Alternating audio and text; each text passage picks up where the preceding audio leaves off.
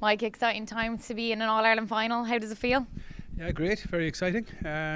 Probably came on really, really quick. Obviously, considering it's only 2 weeks from a semi-final and the build up to that, and it's kind of in the door before we know it. So it's hard to get too excited about it because you're trying to get as much done as you possibly can. So it's great, yeah, mighty. There's good buzz at the minute, especially getting over Dublin. How important was it to get over the Dubs last weekend? Yeah, it was important to get to a final. It was important to beat Dublin. Obviously, it's something that this team hadn't done, and we haven't done as a county in 13 years or something since I was last involved in 2009. So that's a long time ago before we've done it again. So it was really important, and we could have done it probably better than we did. But in the end, I suppose the fashion that we did it was very gratifying, obviously, to get over the line just by 1 point. So it was great. It was great, and it's been good for the players because they needed it. This group really needed that big win coming out of Munster. It was a little bit, maybe easier. Big win over Mayo, but didn't play very well, and you needed to grind out that game, and it was very gratifying to be able to do that. It was absolutely electric in Croke Park, an unbelievable game to be in at and to be working at. What was it like for you on the sideline? Were you able to watch that last kick by Sean?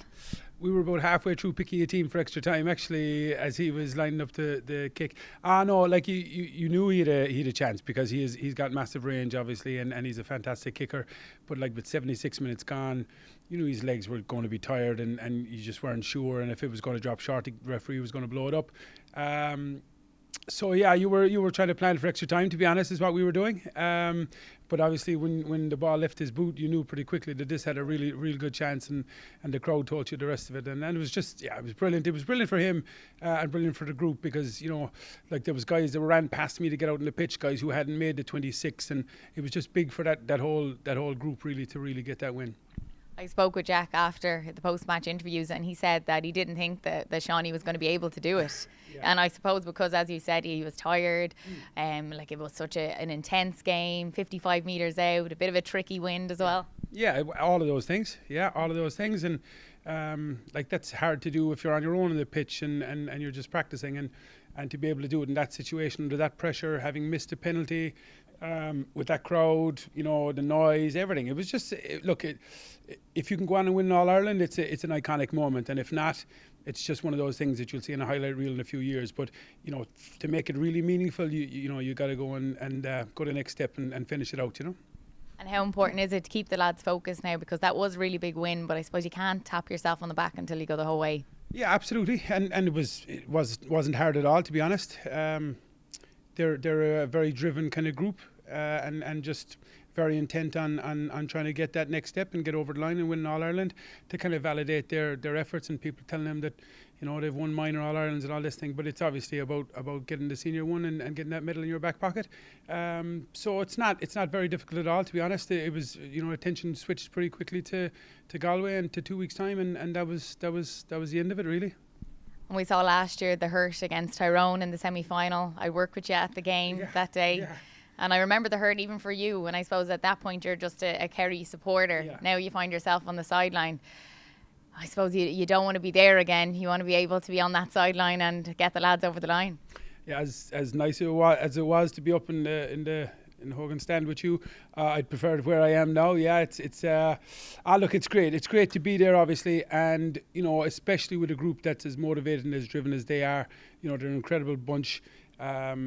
Everybody, I mean, not just the guys that have played, the guys that are not on the squad, the guys that are, supporting us. The whole group is incredible, to be honest. And it's a pleasure for me to be involved in it, to be honest. I'm learning loads, and I'm really enjoying the journey, and you're taking a lot from it as well as trying to contribute something. And I think, it's a great time in all of our lives to be stuck in it, and something that we're obviously enjoying a lot, And obviously you came in from Leash manager. I know you had a bit of a break in between, but what's the dynamic like? Obviously you have Paddy Talley in there too. He also had managed down. So you have a lot of managers that are going in now as selectors. What's the dynamic like? Selectors are something, when I think of selector, I think of an old man kind of on the side of a pitch smoking a cigarette 50 years ago.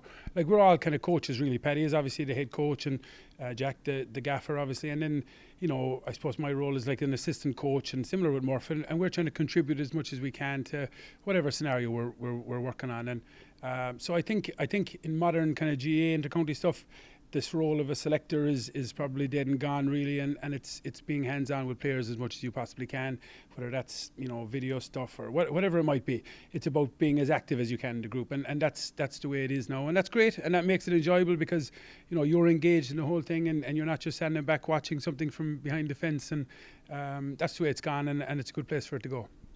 And what's it like in training? You have a lot of superstar players, of course. You have David Clifford.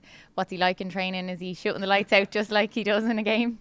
It's great, and like the fascination about David Clifford is understandable because the guy is just, he's obviously a phenomenal talent. But it's the thing that really kind of blows you away with the group is just how kind of humble they are, how dedicated to the grind and to the work they are, how they're constantly searching for any inch to make him better, whether it's, food, nutrition, strength and conditioning, whatever it is, football-wise, it's a constant search for improvement.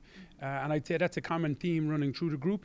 And so then that allows guys like David Clifford and Shawnee and all these other guys to shoot the lights out in training and games and different things. But it's not, that doesn't blow you away in training. What blows you away is how they approach every training session. Like it's a really, really meaningful kind of hour and a half for them, and it's really, really important. And that's the thing that separates them, I think, from a lot of other groups.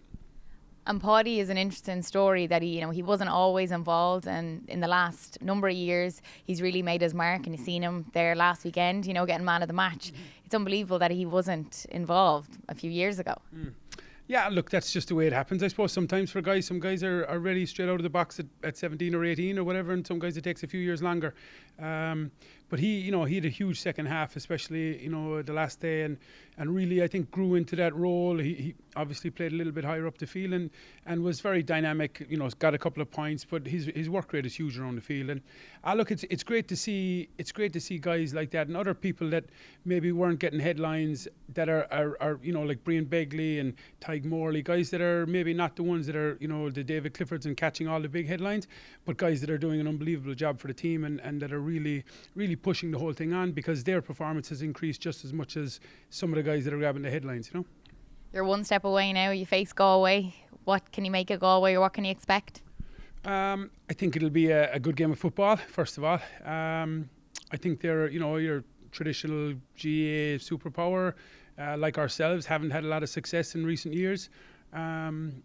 They've got dangerous forwards, obviously very athletic, mobile midfielders who can score.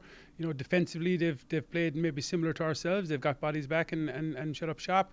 So I think it is all the ingredients for, a really intriguing kind of a game. It's just, like 2 weeks is a very short turnaround. It's a very short window, and you pick up a few knocks and injuries and different things. It's very hard to get bodies right in time for a final. But I think it has everything that you'd want for it to be a classic. And all you're trying to do is come out the right side of it, obviously. And what would it mean to you? You've done it as a player, to go back now and do it along the sideline? Look, I mean, again, I'd be a very small cog in a wheel, and it'd be just the most gratifying thing would be to try and help the group of players to get where they're trying to get to, because like I couldn't emphasize enough how much of their life they dedicate towards a hobby, basically, and it's an incredible investment of time, and you just love to see people get what they deserve. Now, obviously, the Galway people will be saying the same about their guys, and I'm sure they invest just as much time. But from my perspective, being involved with these fellas, it would be a great reward for them if they were able, by any means necessary, get over the line on Sunday week.